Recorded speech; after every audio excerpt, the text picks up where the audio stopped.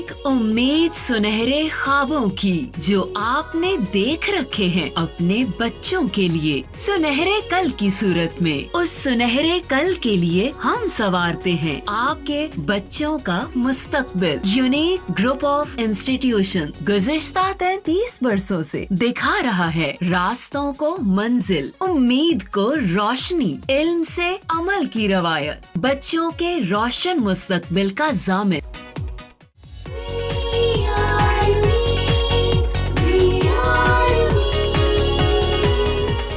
अस्सलाम वालेकुम बेटा।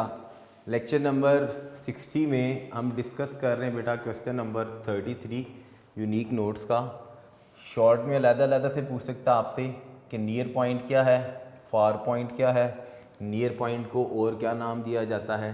ठीक है, नियर पॉइंट में अगर चेंज आ जाए तो क्या इफ़ेक्ट्स होते हैं, एज के साथ क्या नियर पॉइंट के अंदर कोई चीज़ चेंजिंग आती है हमारी आई के अंदर, क्या एज के साथ नियर पॉइंट्स हमारा नज़दीक आ जाता है या थोड़ा सा डिस्टेंस पर चला जाता है। तो सबसे पहले देखते हैं बेटा कि नियर पॉइंट क्या है। नियर पॉइंट का मतलब है करीब, करीब का कोई ऐसा पॉइंट, आसान सा वर्ड जिसको हम कह लेना कि नियर पॉइंट क्या है।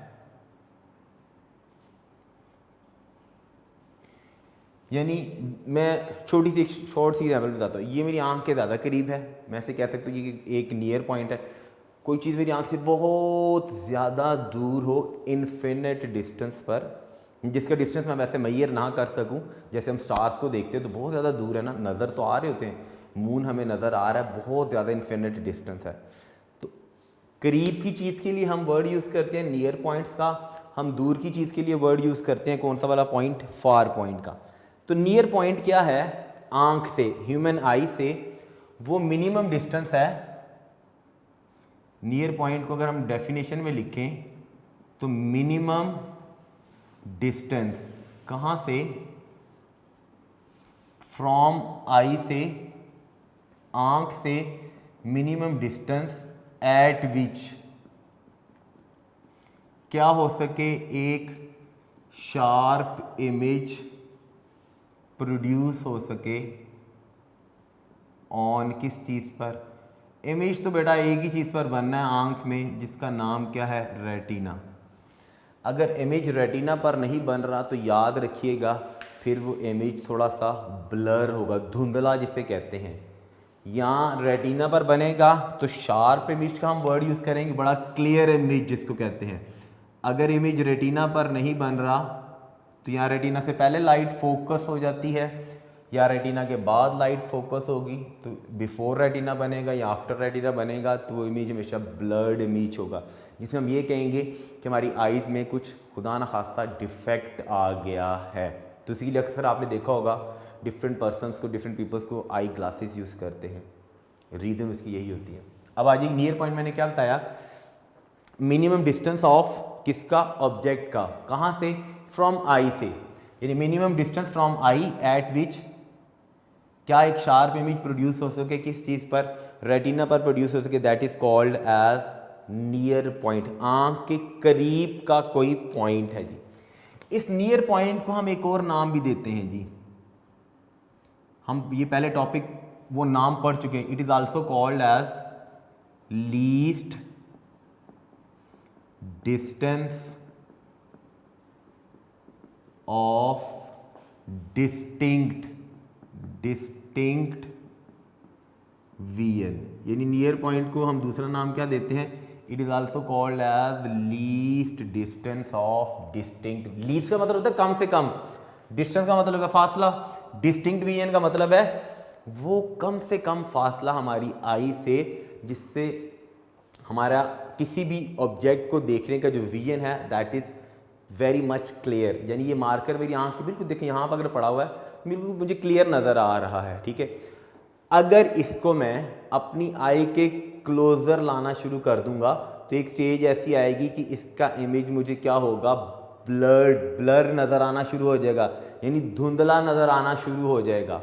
वो धुंधला क्यों नज़र आता है, क्योंकि उस वक्त मैं इसके ऊपर जो भी वर्ड लिखा हुआ है, वाइट बोर्ड लिखा हुआ नज़र आ रहा होगा आपके ऊपर, जब मैं अपनी आई के करीब इधर है, यानी वो फासला, कम से कम वो फासला जिस पर मुझे ये बिल्कुल क्लियर नज़र आ रहा है और इसका एक शार्प इमेज बन रहा है रेटिना पर। जैसे मैं इसको क्लोजर टू द आई करता जाऊंगा, ठीक है, इसका इमेज ब्लर्ड होना शुरू हो जाएगा, धुंधला होना शुरू हो जाएगा और मुझे इसका इमेज क्लियर नजर नहीं आएगा। आप ये प्रैक्टिस करके देखिएगा, आपको डबल नजर आना शुरू हो जाएगी या ब्लर। एक स्टेज ऐसी आएगी जहाँ बिल्कुल आगे ब्लर हो गया। अब क्यों ब्लर हो गया? क्योंकि मैं इस नियर पॉइंट के डिस्टेंस से दूर कर दिया, उसको हटा दिया। अब ये least distance of distinct vision है कितना, यानी आंख से वो कम से कम फासला कितना होना चाहिए? आंख से वो कम से कम फासला बेटा कितना होना चाहिए? 25 सेंटीमीटर का डिस्टेंस है जी। यानी 25 सेंटीमीटर दूर अगर पड़ी हुई कोई भी चीज़ है तो हमें बिल्कुल क्या नज़र आएगी? क्लियर नज़र आएगी।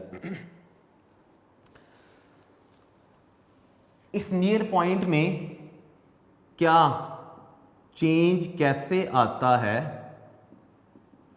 यानी नियर पॉइंट से अगर हम, डेफिनेट बात है, जब मैं करीब लाऊंगा तो ब्लर होना शुरू हो गया, जब मैं इस नियर पॉइंट से दूर जाऊंगा तो इसका इमेज छोटा होना शुरू हो जाता है। बहुत दूर जाए, एक स्टेज ऐसी आएगी इन्फिनिट डिस्टेंस जहां पर आ गई मुझे नजर ही नहीं आएगा।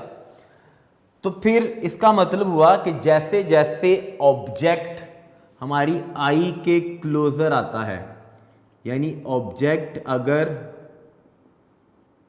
क्लोजर है, करीब है, कहां से? फ्रॉम नियर पॉइंट से। फिर मैं बता रहा हूं कि नियर पॉइंट कितना डिस्टेंस है? 25 सेंटीमीटर का। 25 सेंटीमीटर की डिस्टेंस अगर हम ऑब्जेक्ट क्लोजर आ रहा है फ्रॉम नियर पॉइंट से, यानी क्लोजर क्या कर रहा है? मूव कर रहा है जी, आंख के करीब आ रहा है, तो इसका रिजल्ट क्या होगा? रिजल्ट ये होगा कि उस ऑब्जेक्ट का जो इमेज है वो क्या होना शुरू हो जाता है? इमेज क्या होना शुरू हो जाता है? ब्लर्ड होना शुरू। ब्लर्ड का मतलब होता है धुंधला होना शुरू हो जाता है, सही क्लियर नज़र नहीं आता, क्योंकि हम नियर पॉइंट से करीब आना शुरू हो गए, आई की तरफ आना शुरू हो गए। बिल्कुल ये जो नियर पॉइंट होता है ये एज के साथ इसमें चेंज आता है, यानी एज फैक्टर के साथ इसमें क्या चेंज आता है नियर पॉइंट में?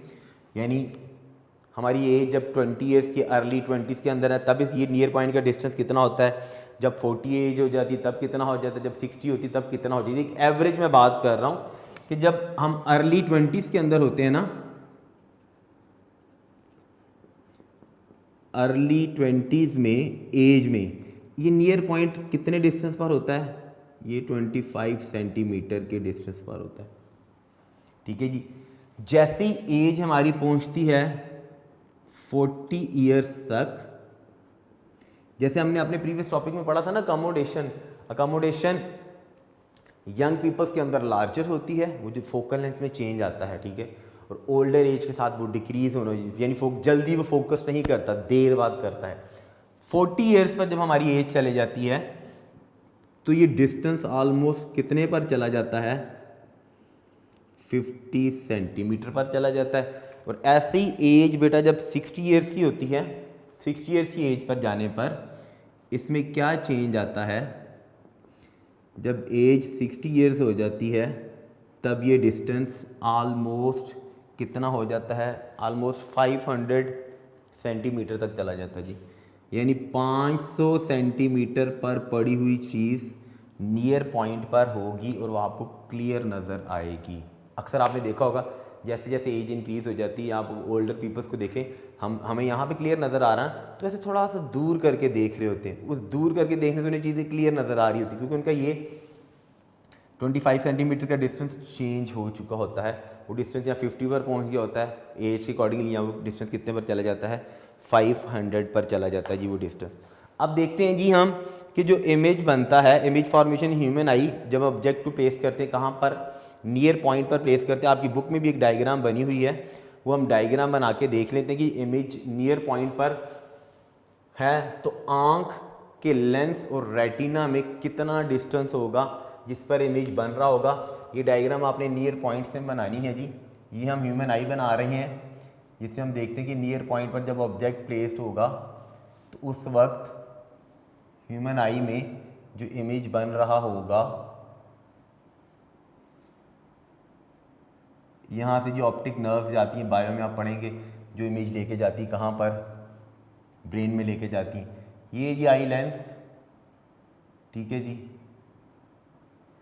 यहाँ पर सिली मसल्स हैं जिनके साथ ये लेंस अटैच होता है,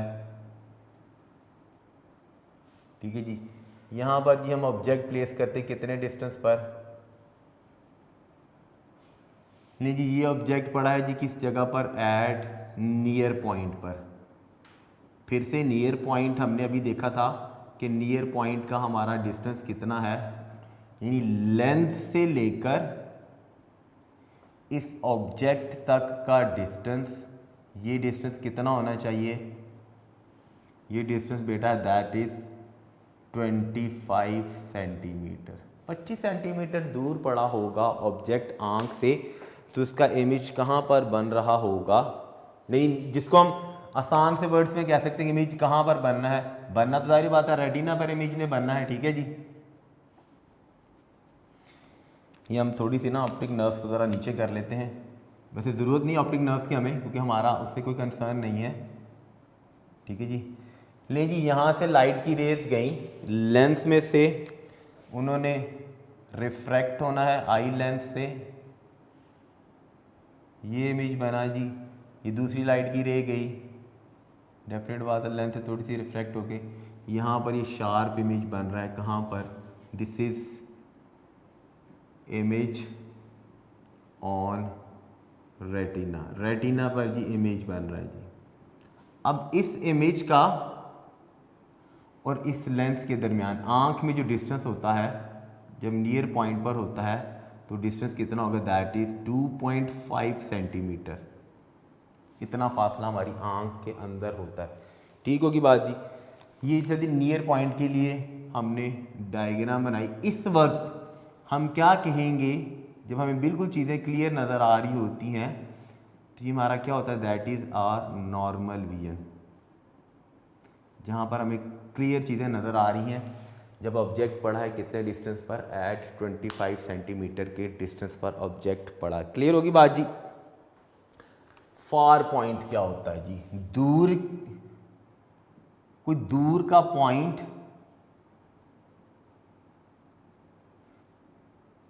याद कीजिए मैंने अपने लास्ट लेक्चर में जब हम डिस्टेंट ऑब्जेक्ट को देखते हैं, यानी मैं यहाँ पे थोड़ा सा एक चीज़ रिवाइज कर दूं कि जब हमने डिस्टेंट ऑब्जेक्ट को देखना है, ठीक है, तो उस वक्त हमारा जो आई लेंस होता है, आई लेंस जो होता है बेटा, उस वक्त आई लेंस क्या होता है, बड़ा रिलैक्स्ड होता है।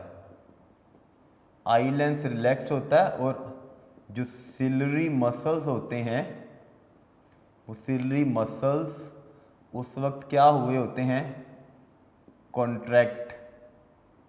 यानी सिली मसल्स क्या हो जाते हैं, कॉन्ट्रैक्ट। कॉन्ट्रैक्ट होने का मतलब है सिली मसल्स इस वक्त किस कंडीशन के अंदर होंगे, दे आर रिलैक्स्ड होंगे। याद आया जब हमने डिस्टेंस ऑब्जेक्ट के लिए सारी बातें पढ़ी थी। ऐसे ही अब हमारी आई से फार पॉइंट कहाँ पर है, पहली तो बात आपने याद रखनी है कि फार पॉइंट जो होता है वो हमेशा कहाँ पर एग्जिस्ट कर रहा होता है, एट इन्फिनिटी पर। इन्फिनिटी का मतलब है बहुत ज़्यादा डिस्टेंस है जी, ठीक होगी बात जी।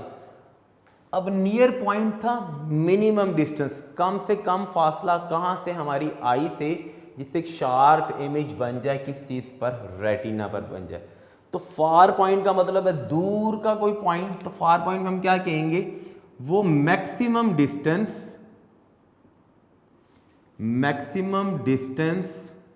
कहाँ से, फ्रॉम आई से, आंख से, एट विच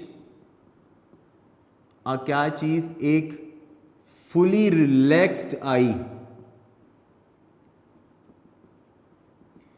क्या कर सके, फोकस कर सके किस चीज को, ऑब्जेक्ट्स को। तो हम उसे क्या कहेंगे, that is called as a far point. तो far point of an eye क्या है, is the maximum distance of किन ऑब्जेक्ट्स का, फिर मैं बता रहा हूं, फार पॉइंट का मतलब है वो ऑब्जेक्ट्स, कौन से ऑब्जेक्ट्स होंगे, ये मैक्सिमम डिस्टेंस फ्रॉम आई, ये मैक्सिमम डिस्टेंस किस चीज, किन ऑब्जेक्ट्स का, डिस्टेंट ऑब्जेक्ट्स का।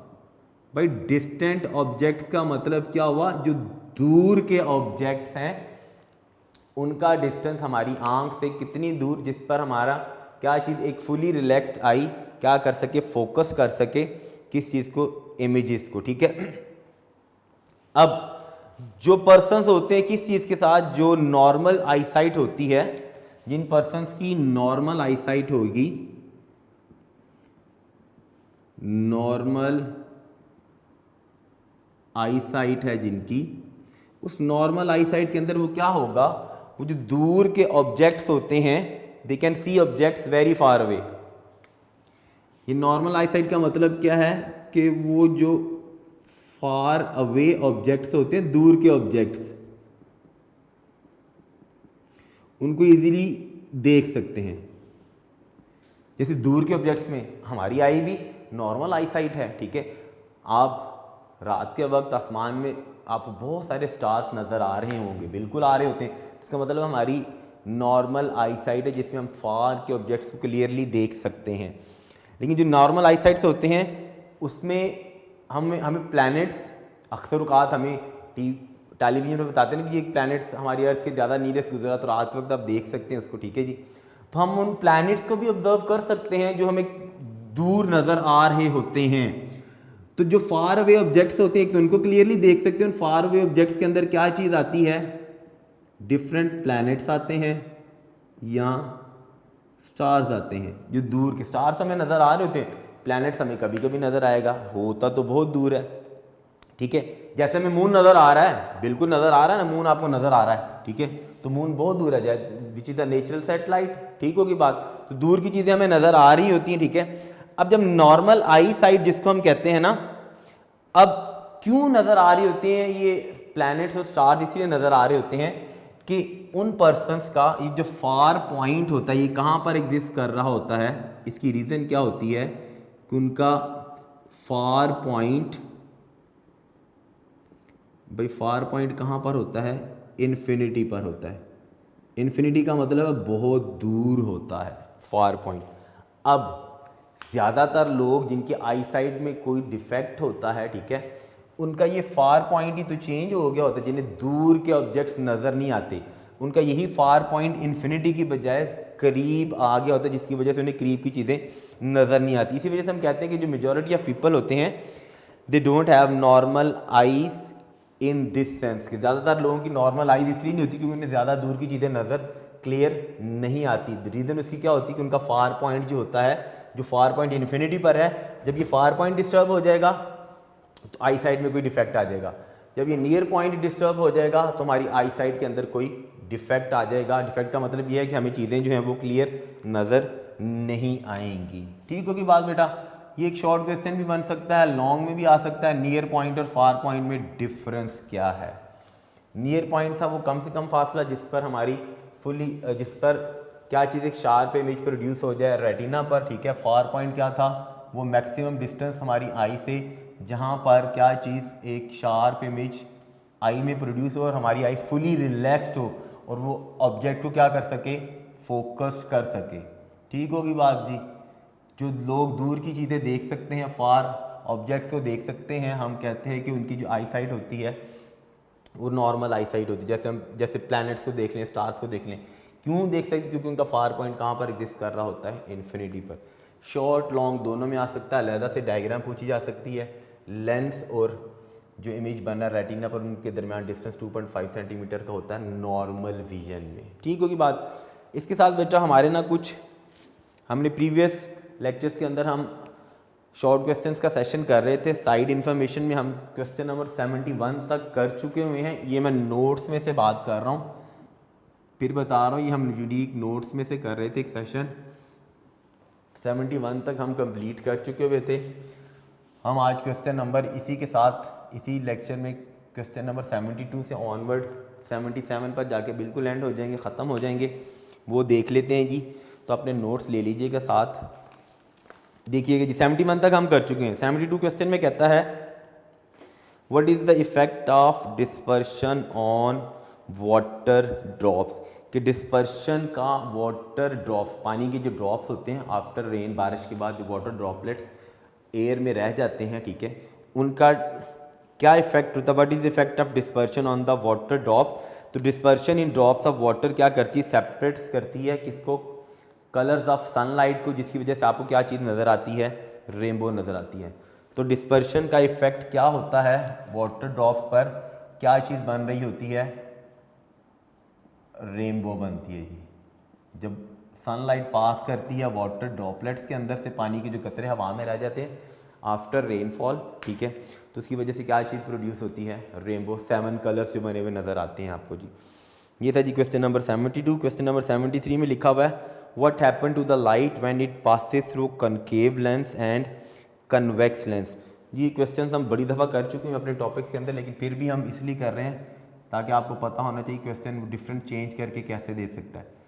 क्वेश्चन उसका ये है जी, कन्वेक्स लेंस में से जब लाइट पास करती है तो उसमें क्या चेंज आता है, और कॉनकेव लेंस में से जब लाइट पास करती है तो उसमें क्या चेंज। देखिएगा जब कन्वेक्स लेंस में से लाइट ने पास करना है, ये मैं कन्वेक्स लेंस बना रहा हूँ, हम सिर्फ उतनी सारी डिस्पर्शन ही डिस्कस करेंगे जिसमें जब लेंस में से लाइट पास करेगी तो उसने क्या करना है, देखिएगा मैं सिर्फ इतनी सारी बात बता रहा हूँ कि चेंज क्या आना है, ठीक है जी। इसने क्या करना है, ये पैरेलल लाइट की रेस जो होती हैं कन्वेक्स लेंस में से, ये लेंस में से रिफ्लेक्ट होने के बाद एक पॉइंट पर क्या कर देता है, फोकस कर देता है जी, ठीक है। जिस पॉइंट पर फोकस करता है हम उसे क्या नाम देते हैं, that is called as F. तो कन्वेक्स लेंस क्या करता है, रेज ऑफ लाइट को इसने क्या करना है, फोकस कर देना है, focused at a single point पर जी,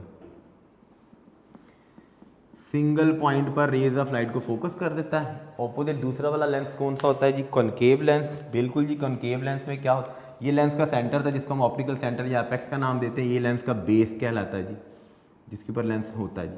दूसरा लेंस है जी कॉनकेव लेंस। तो कॉनकेव लेंस में क्या होता है, ये मैंने दरमियान में प्रिंसिपल एक्सिस बनाया जो कहाँ से पास कर रहा है, from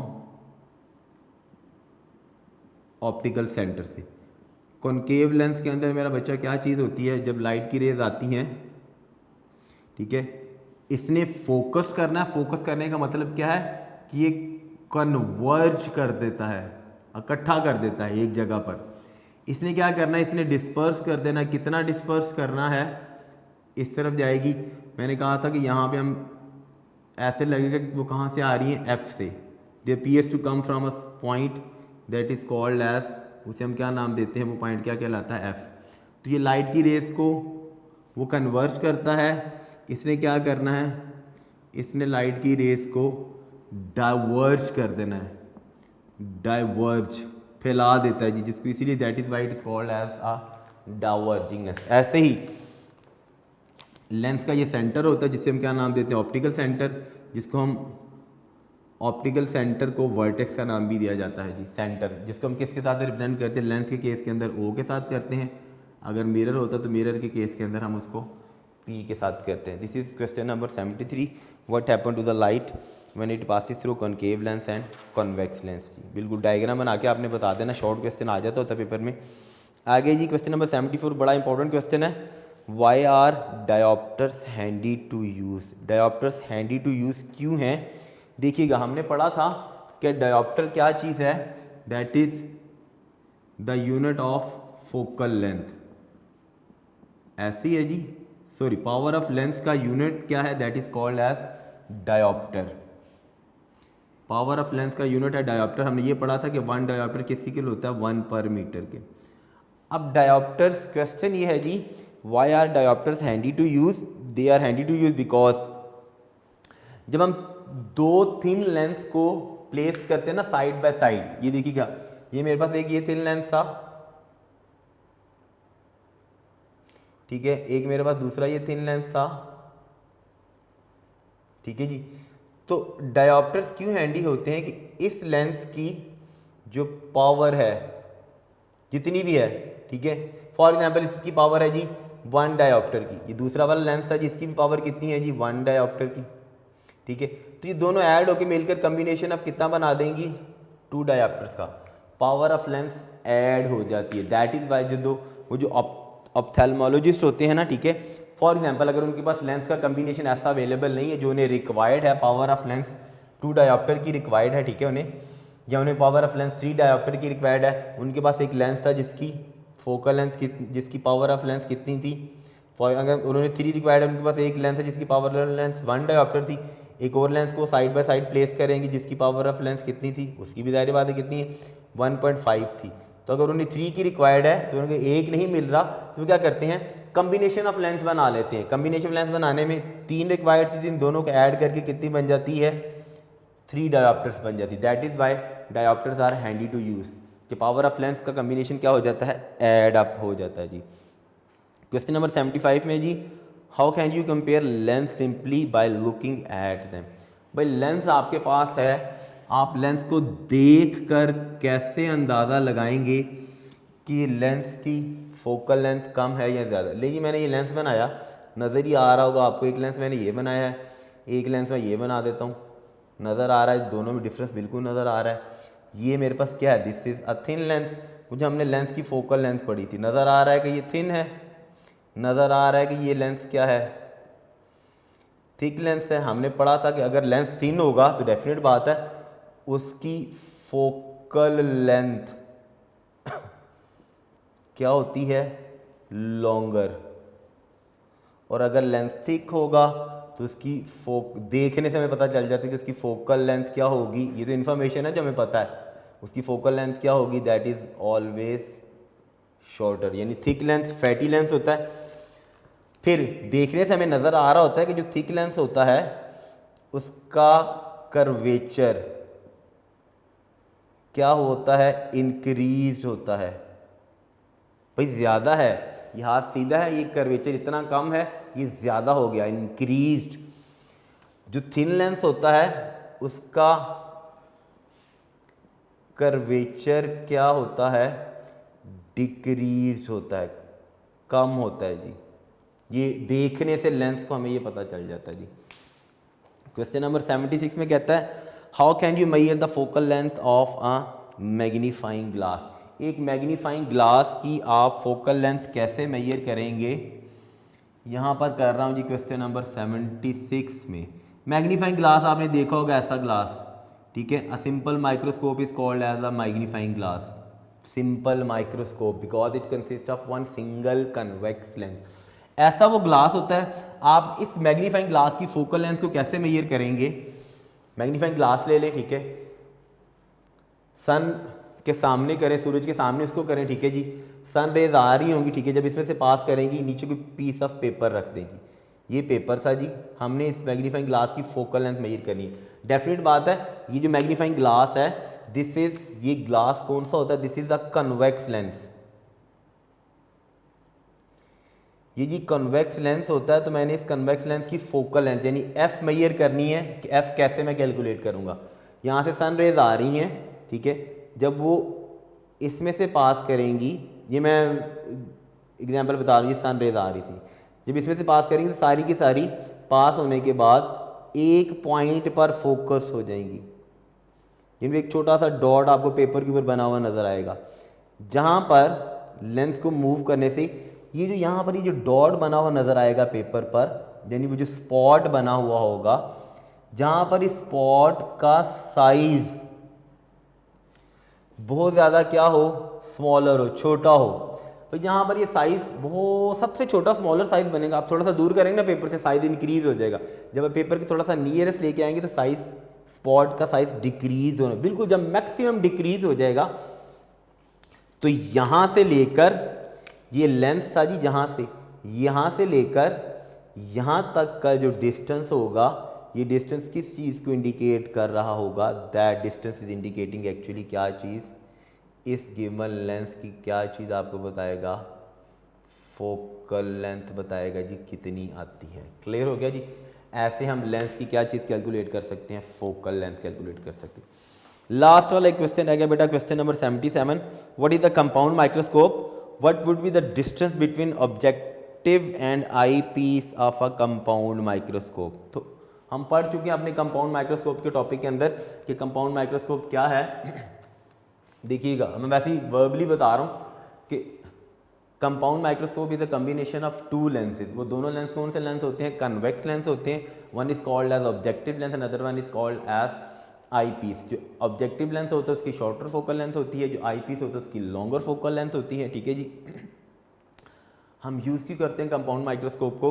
to investigate small objects, छोटे ऑब्जेक्ट्स को क्या करने के लिए, इन्वेस्टिगेट करने के लिए वो यूज़ अ कंपाउंड माइक्रोस्कोप। हम कंपाउंड माइक्रोस्कोप को इसलिए यूज़ करते हैं। क्लियर हो गया जी। फिर उसमें क्वेश्चन में ये भी पूछा हुआ है एक हिस्से में, what should be the distance between objective and eyepiece of compound microscope. तो distance between objective lens and eyepiece is, वो जो डिस्टेंस बिटवीन ऑब्जेक्टिव लेंस और आई पीस होता है, याद रखिएगा वो कंपाउंड माइक्रोस्कोप के अंदर क्वेश्चन नंबर 77 में वो हमेशा ग्रेटर होना चाहिए किस डिस्टेंस से हम focal length of objective lens plus focal length of eyepiece, इन दोनों का कॉम्बिनेशन से जो डिस्टेंस आता है objective lens shorter focal length का, eyepiece longer focal length का। ठीक है जी। ये डिस्टेंस इन दोनों में, इस डिस्टेंस को ऐड करने से ऑलवेज क्या आना चाहिए, ग्रेटर आना चाहिए जी। क्लियर हो गया बेटा बात। यहाँ पे बच्चों ये लेक्चर नंबर 60 जिसमें हमने साइड इंफॉर्मेशन का क्वेश्चन नंबर 72 से लेकर 77 तक कर लिया है, और एक लॉन्ग क्वेश्चन शॉर्ट दोनों है, नियर पॉइंट फार पॉइंट क्या है, और एक हमने ये डायग्राम डिस्कस की है नॉर्मल विजन की। यहाँ पे कुछ चीज़ें याद रखनी है। फार पॉइंट इन्फिनिटी पर होता है, जब ये इन्फिनिटी वाला डिस्टेंस चेंज हो जाता है, यानी जब ये करीब आ जाएगा तो हमारी आई में डिफेक्ट आ जाएगा। जब ये नियर पॉइंट कितने डिस्टेंस पर है, 25 सेंटीमीटर के डिस्टेंस पर, जब ये 25 सेंटीमीटर का डिस्टेंस में चेंज आ जाएगा तो डिफेक्ट आ जाएगा आई में, जिसकी वजह से हम different combination of lenses use करते हैं। यानी दूर के ऑब्जेक्ट्स कभी क्लियर नज़र नहीं आ रहे होंगे, कभी नियर ऑब्जेक्ट्स क्लियर नज़र नहीं आ रहे होंगे, तो ये दो तरह के आई में क्या आ जाते हैं, डिफेक्ट, जिसकी वजह से लेंसेज यूज़ किए जाते हैं। अब लेंस दो ही हम यूज़ करते हैं डिफेक्ट्स के अंदर, या तो कनकेव या कन्वेक्स। वो देखेंगे हम अपने नेक्स्ट लेक्चर के अंदर कि कनकेव लेंस हम कब यूज़ करेंगे, किन ऑब्जेक्ट्स के लिए करेंगे, और नियर ऑब्जेक्ट्स के लिए हम कौन सा लेंस यूज़ करेंगे। यहाँ पर लेक्चर नंबर 60 ख़त्म हुआ बेटा। एक लास्ट हमारा टॉपिक रह गया सिर्फ डिफेक्ट ऑफ विजन का, और उसके साथ हमारे कुछ 3 शॉर्ट क्वेश्चंस रहते हैं, कंसेप्ट एडिशनल शॉर्ट क्वेश्चंस, जो कि पेज नंबर 82 पर यूनिक नोट्स के अंदर क्वेश्चन 18, 19 और 20 वो उसी के साथ ही हम डिस्कस कर लेंगे। यहाँ पर लेक्चर को ख़त्म करते हैं और जाते हुए एक छोटी सी हदीस, बहुत ही प्यारी सी, हज़रत अबू ज़र रज़ी अल्लाह ताला अन्हो रिवायत करते हैं कि रसूल पाक सल्लल्लाहु अलैहि वसल्लम ने इरशाद फरमाया, अल्लाह ताला बंदा की तरफ उस वक्त तक तवज्जो फरमाते हैं जब तक वह नमाज में किसी और तरफ मुतवज्जो ना हो। यानी जब हम नमाज़ पढ़ रहे होते तो हमारी पूरी तवज्जो नमाज की तरफ ही होनी चाहिए। ठीक है। तो रब्बुल आलमीन भी तब तक हमारी तरफ तवज्जो फरमाएंगे जब तक हम पूरी तवज्जो के साथ नमाज़ पढ़ रहे हैं। ठीक है। जैसे ही हमारी तवज्जो नमाज में किसी दूसरी तरफ होती है तो अल्लाह ताला भी क्या करते हैं, अपनी तवज्जो हमारी तरफ से हटा लेते हैं। तो पूरी हदीस ये थी, हज़रत अबू ज़र से रिवायत करते हैं कि रसूल पाक सल्लल्लाहु अलैहि वसल्लम ने इरशाद फरमाया कि अल्लाह ताला बंदे की तरफ उस वक्त तक तवज्जो फरमाते हैं जब तक वो नमाज में किसी और तरफ मुतवज्जो ना हो, यानी नमाज़ पढ़ते हुए हमें कोई और ख्याल ना आ रहा हो। जब बंदा अपनी तवज्जो नमाज से हटा लेता है तो अल्लाह ताला भी उससे अपनी तवज्जो हटा लेते हैं। यहाँ पर बेटा लेक्चर ख़त्म हुआ। इंशाल्लाह नए लेक्चर में लास्ट वाला हमारा एक टॉपिक रह गया, इसके बाद हमारा चैप्टर बिल्कुल दी एंड हो जाएगा। डिफेक्ट ऑफ विजन्स क्या है, नए लेक्चर में नई चीज़ के साथ दोबारा फिर हाजिर होंगे बेटा। अपना बहुत सारा ख्याल रखिएगा। अल्लाह हाफ़िज़।